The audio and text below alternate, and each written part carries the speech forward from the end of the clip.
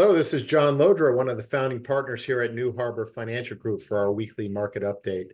Our reason for being here is to illuminate data, provide you some insights that we're drawing from that data, and of course, to reinforce our purpose, and that is to serve our clients, to help them hopefully live stress-free and secure financial lives over the course of their lives, especially during their retirement periods where our clients don't get to do a do-over. I'd like to quickly cover what I'm going to address here today. I'd like to certainly, as we approach the year end, cover a little bit about the market action and performance this year and put it in the context of this year coming off the heels of a very poor 2022 across the board. Markets were very challenged in 2022. I'd like to highlight a couple key assets that we're watching very closely and some of the recent action in those assets. I'll talk about a little bit of the portfolio things we've been doing of late. And I'd like to end with just a couple of observations that we think are going to be major factors as we head into 2024 and the new year and the investment landscape ahead. So thank you for being with me, and let's jump right in.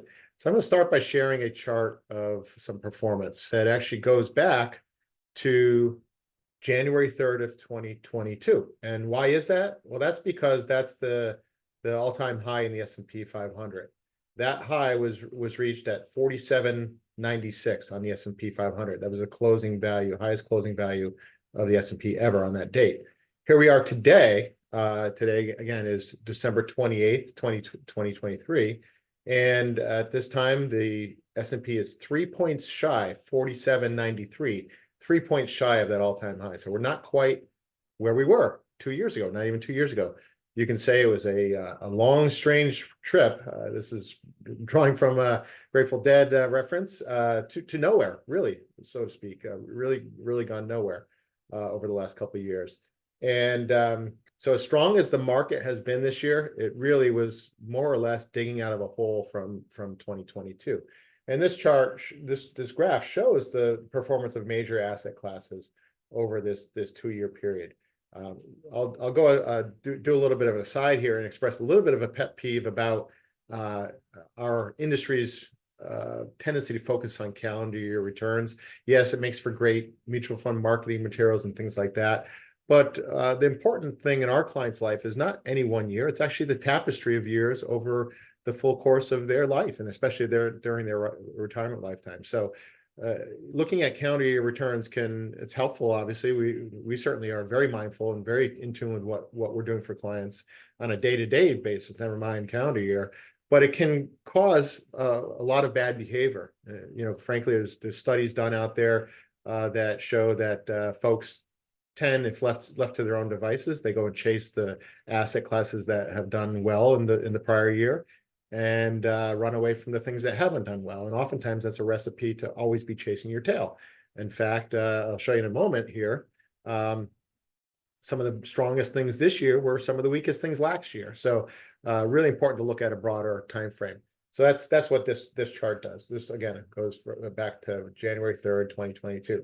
So a couple surprises I think will jump out at here for folks. First of all, we've been long touting the importance we think of precious metals and commodities and physical assets in a client's overall portfolio. And one of those is precious metals, gold.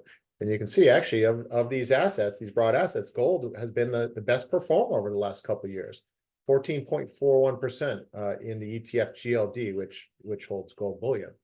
None of this is guaranteed future performance, and this is not investment advice for any one individual. That can only be given to individuals on a one-to-one basis, but just broad takeaways. So gold has been very strong. I'll talk more about gold in a moment. The Mag 7, the Magnificent 7 stocks. These are the 7 stocks that we have heard relentless news reports about. The NVIDIAs, the Facebooks, the Microsofts, the Googles, the Meta, Facebooks, all those things. And yes, they've been strong this year. They've been up, I think, well over 50% as a group. But if you look over the last 2 years, they're actually only up 12.24%. And why is that? Because this orange line is that group of stocks. They were down in 2022, nearly 50%. So you needed a very strong recovery just to break even. In fact, they've had that, but it's, again, very little progress. And I don't think any reasonable, prudent person would recommend anybody, regardless of their timeline or risk tolerance, to put all their eggs in the basket of 7, what we think are very highly overvalued stocks. So take that for what it is. Another surprising thing, cash as measured by treasury bills, 1 to 3 month treasury bills, this ETF, actually yielded cumulatively over that period almost 6.7%, third best on this table. Who would have thunk that in a couple of years that inflation was near the top of headlines, that cash would have been the best place to be? We actually were pounding the table that we felt that a high degree of cash in the form of finally, high yielding treasury bills was exactly the place to be, and we're glad we did that. It's been a very good source of stability and good, solid risk-free return for clients. Next on the list is the S&P 500, which of course includes the Mag 7s as a very high weighting. I just mentioned that the index hasn't yet reached the January 3rd of 22 high. It's about 3 points shy, but when you factor in dividends, this has eked out a cumulative return of about just under 3%. Not great, considering the volatility you had to sit through to achieve that. If you take those same 500 stocks and weight them equally, which does a great deal to neuter the influence of these 7 Mag 7 stocks, you barely squeaked out a positive gain, just a little over 0.5%. Here's another surprise, a 60-40 stock bond allocation, which is what most traditional firms would prescribe almost out of the box for anybody that's nearing or in their early retirement years. Even after this year's performance in the market, that is actually down almost 1% over the last 2 years. Not quite the thing to ride safely into retirement, in our opinion. We of course take a much more tactical, dynamic approach. Bonds down 7%. These are multi-sector bonds. The small and mid caps down over 6%. Treasury bonds, safest asset in the world, so to speak, still, even after a historic rally over the last couple of months, still down about 26% over the 2 years. Probably makes sense to just quickly comment about our client portfolios, and I'm going to cast a broad brush. Of course, any one individual clients may be a little different than what I'm about to communicate here, especially if you're not in our flagship model or have smaller accounts that we can't fully use our tool chest, or you have off-model positions that are either by your choosing or legacy positions. But so I'll talk broadly. And again, any one client, we're happy to do an individual review of your portfolio performance with you, so you can see exactly where your accounts are and have been. But over this 2-year time frame, well, first of all, this year, on average, our clients, after paying our fees, net of our fees, are up about anywhere from 4.5%, closer to 5%, to about nearly 6%. And this is through yesterday, December 27th. That's year to date. But if you look over the 2-year period that I just talked about there, our clients have outperformed that 60-40 benchmark, again, broad brush here, by about 4 to 4.5 percentage points. So yes, we're positive. We're up over that 2-year period net of our fees, even though a 60-40 benchmark is not. And very importantly, we've done so with much lower volatility than even that balanced 60-40 portfolio. By way of example, if you look at some of the major drawdowns over the last couple of years in 2022, and even this year from the end of July to October, that 60-40 benchmark saw a pretty nasty decline. Our clients generally only saw about 40% of that kind of downside draw. So we were have been able to outperform at far lower volatility or risk, which is really the name of the game. It's what we investment managers in the industry try to achieve in the form of better risk-adjusted returns than the alternative. We're taking no victory laps, though. The past doesn't matter. It's only about here and going forward. So make no mistake about it. We've got our work cut out for us, but just want to give you a quick sense for how things have been over the last couple of years and this year as well. So we got one more trading day of this year. We'll see what additional fireworks happen, but we don't expect too much. So let me just comment quickly. So I mentioned the S&P 500 is just very close to all-time highs. One asset class that did register all-time highs yesterday is gold. Gold reached a spot price of $2,069 $1.40 an ounce yesterday. Fresh all-time high. So we saw that gold was the best performing of those assets I just showed over the last 2 years, but it actually did register an all-time high. And unlike the stock market, which has gotten all kinds of attention on the headlines, gold reaching all-time high has been very stealth. Very few people are talking about it. The buying demand for traded products in gold has been rather anemic. This is the kind of thing we like to see. Something breaking out new all-time highs, not being overly exuberant. And the takeaway is we think that has a lot of follow-through room to run. So let me show you a chart of gold. This is a monthly chart of gold over 20 years. I'm going to hide my own picture here. Each one of these bars is a month. This goes back 20 years. We've talked about this long-term technical picture of a cup, very defined cup. These were horrible years for anybody that was holding gold, and we certainly were, and it was not fun for our clients and certainly not fun for us. But we had this peak here and then this handle formation here, defined by a rather complex triple top. These 3 attempts. Yesterday's action broke through that triple top, and that's a very encouraging bullish development.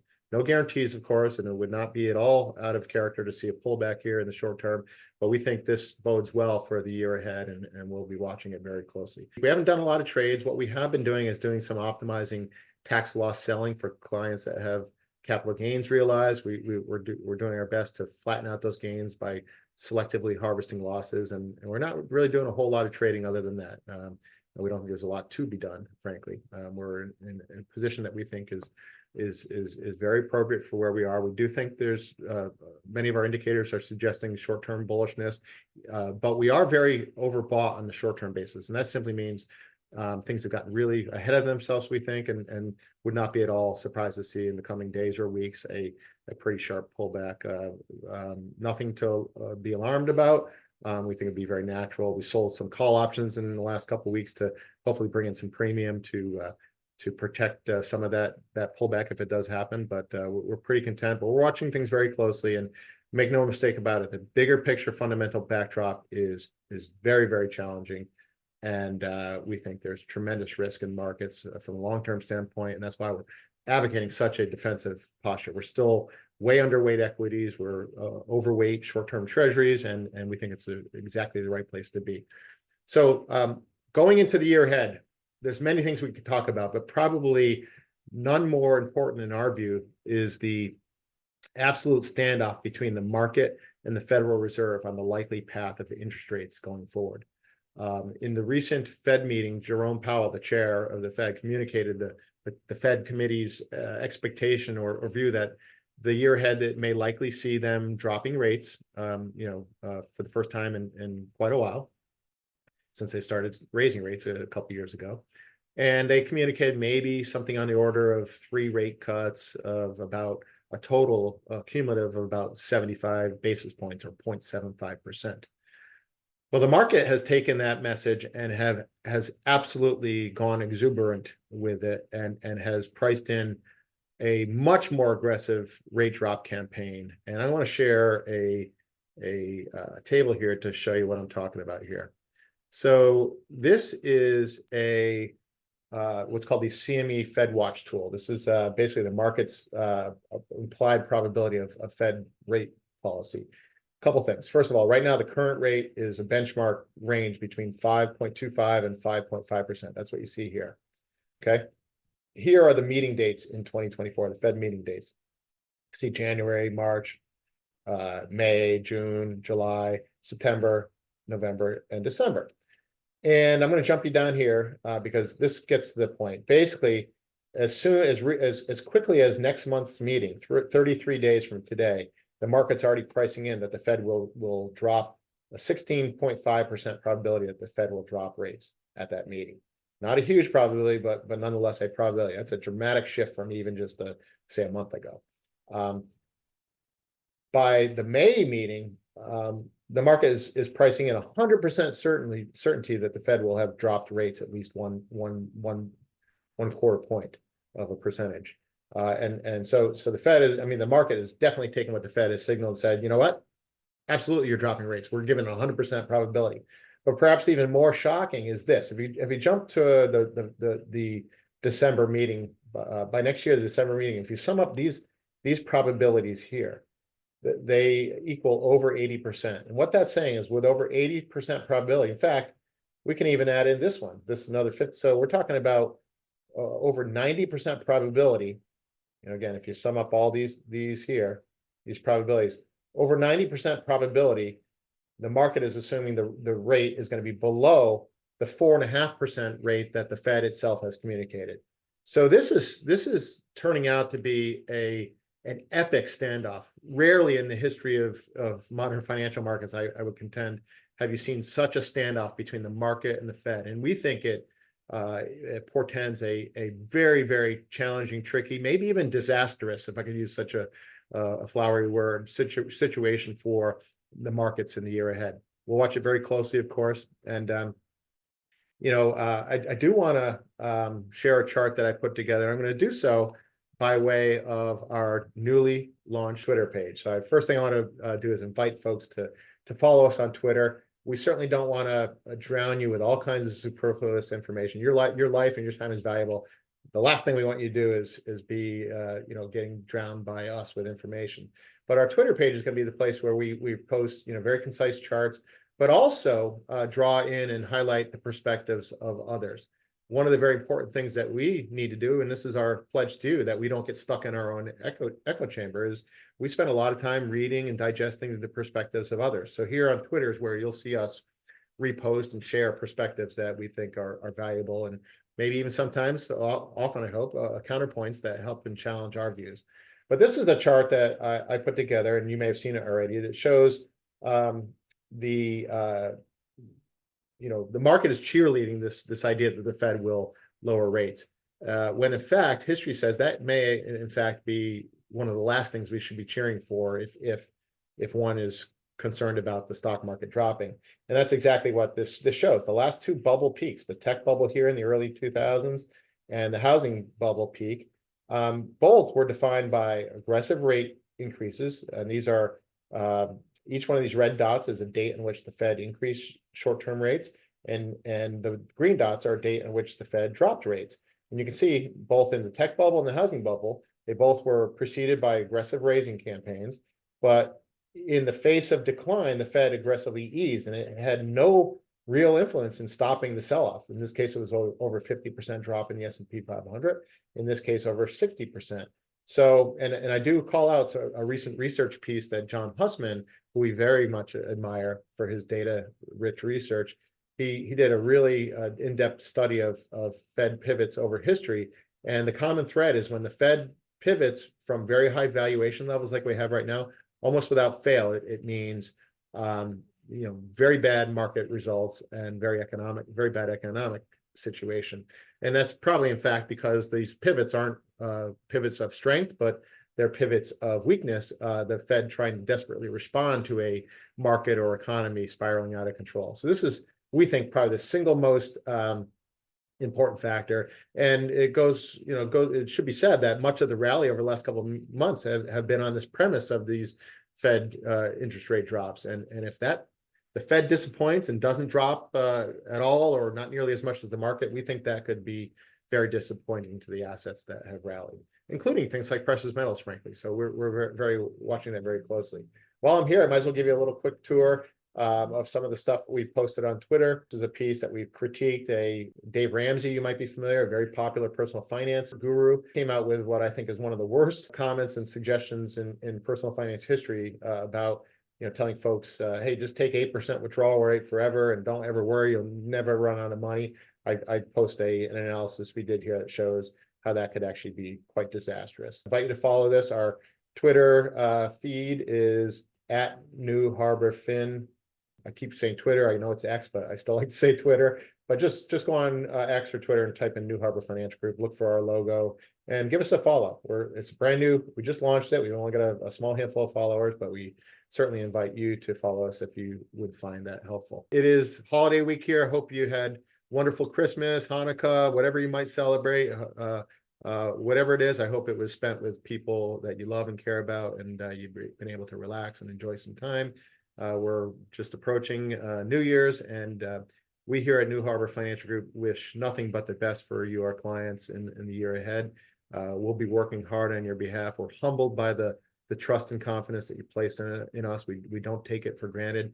We know we can't promise much in this line of work. We can't guarantee investment results, but we can guarantee that we're going to work our hardest to be disciplined, truthful, courageous if that's what it takes, and humble, of course. Markets demand folks like us and every investor to have a degree of humility, a strong degree of humility, because markets, if they're nothing else, they're meant to frustrate and cause people to do exactly the wrong things with their money. So again, thank you for listening, and Happy New Year. We'll see you in 2024. Goodbye for now.